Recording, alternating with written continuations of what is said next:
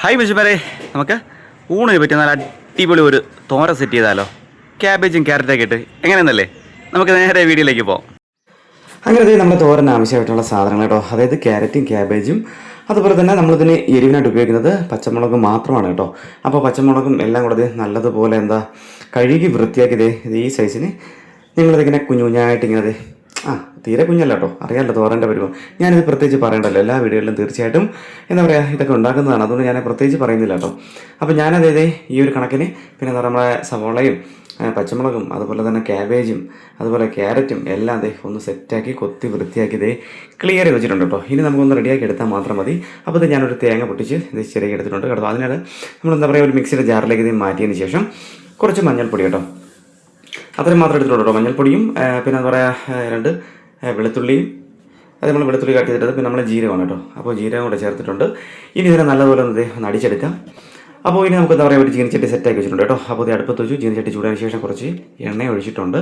ഇനി നമുക്ക് കുറച്ച് കടുവൊക്കെ പൊട്ടിച്ച് നല്ല അടിച്ച് പൊളിച്ച് കടുവ് പൊട്ടിക്കുന്ന ശബ്ദം നിങ്ങൾക്കറിയാമല്ലോ. ഞാൻ എൻ്റെ ഏകദേശം വീഡിയോസിനും ഞാൻ കുറച്ച് ഒത്തിരി ലോങ് ആയിട്ട് കാണിക്കുന്നുണ്ട്. അങ്ങനത്തെ പക്ഷേ ഈ പ്രശ്നം അനുസരിച്ച് ചുരുക്കിയിട്ടുണ്ട് കേട്ടോ. അതുകൊണ്ട് ഉള്ളിയൊക്കെ ഇട്ടു കേട്ടോ. കുഞ്ഞുള്ളി കട്ട് ചെയ്തിട്ടുണ്ട് അതിൽ. പിന്നെ നല്ലതുപോലെ അതൊന്ന് ഉള്ളി നല്ലതുപോലെ മൂത്ത് വരുന്ന ഒരു സമയം കേട്ടോ. ആ ഒരു കുഞ്ഞ് ബ്രൗൺ കളറായിട്ട് വരുന്ന സമയത്ത് നമുക്ക് കുറച്ച് കറിവേപ്പിലൂടെ ഇട്ട് കൊടുക്കാം കേട്ടോ. അപ്പോൾ കറിവേപ്പിലൂടെ ഇട്ടതിന് ശേഷം നല്ലതുപോലെ മിക്സ് ചെയ്ത് യോജിച്ചതിന് ശേഷം ഇനി നമ്മളെ മെയിനായിട്ട് കേട്ടോ, ഇതൊക്കെ കടുവെല്ലാം നല്ലതുപോലെ പൊട്ടി, അതുപോലെ ഉള്ളിയും നല്ലതുപോലെ ഗോൾഡൻ കളറായി ഒരു ബ്രൗൺ കളറായിട്ടുണ്ട്. ഇനി നമുക്ക് നമ്മൾ കുത്തി വെച്ചിരിക്കുന്ന ക്യാബേജിൻ്റെ കൂടെ ക്യാബേജും ക്യാരറ്റും എല്ലാം കൂടെ നമുക്ക് ആ മിക്സ് അതിലേക്ക് വന്നിട്ട് നല്ലതുപോലെ ഒന്ന് തിരിച്ചും മറിച്ചൊക്കെ നല്ലപോലെ ഇളക്കി വേവിച്ചെടുക്കാം. അപ്പോൾ ഇടയ്ക്ക് ഉപ്പിടാൻ മറക്കരുത്. അപ്പോൾ ഞാനിതിൻ്റെ ഇടയ്ക്ക് ഉപ്പിടുന്നുണ്ട് കേട്ടോ. അപ്പോൾ ഉപ്പൊക്കെ ഇട്ട് നല്ലതുപോലെ വീണ്ടും മിക്സ് ചെയ്തതിന് ശേഷം വീണ്ടും അടച്ചു വയ്ക്കുന്നുണ്ട് കേട്ടോ. അപ്പോൾ ഞാൻ പറയുന്നില്ല, എല്ലാം നമുക്ക് വഴിയെ ഇങ്ങനെ കാണാം കേട്ടോ.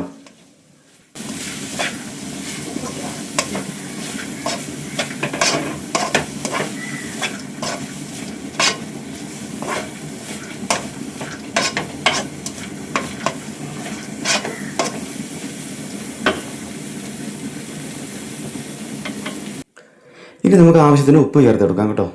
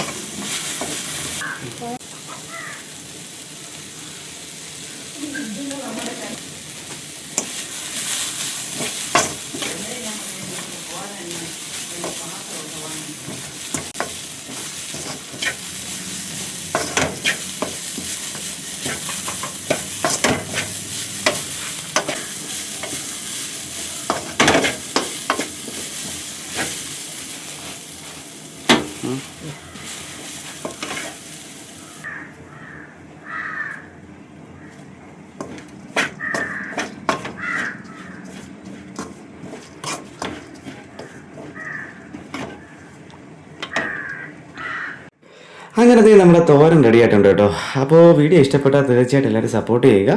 അപ്പോൾ അടുത്തൊരു കിടക്കാഴ്ച വീഡിയോ കാണാം. അതുവരെ ബൈ.